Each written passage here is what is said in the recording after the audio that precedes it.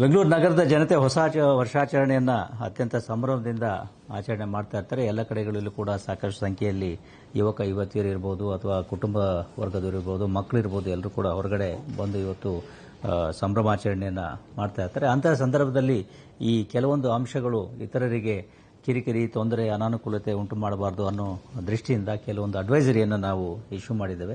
ಯಾವುದೇ ಒಬ್ಬ ವ್ಯಕ್ತಿ ಈ ಹೊಸ ವರ್ಷಾಚರಣೆಯನ್ನು ಮಾಡುವಾಗ ಅದು ಬೇರೆ ಇನ್ನೊಬ್ಬ ವ್ಯಕ್ತಿಗೆ ಅನಾನುಕೂಲತೆ ಅಥವಾ ತೊಂದರೆಯನ್ನು ಉಂಟು ಮಾಡತಕ್ಕದ್ದಲ್ಲ, ಕಾನೂನಿನ ಮಿತಿಯಲ್ಲಿ ಇರಬೇಕು ಮತ್ತು ಇದರ ಚೌಕಟ್ಟಿನಲ್ಲಿ ಇರಬೇಕಾಗ್ತದೆ.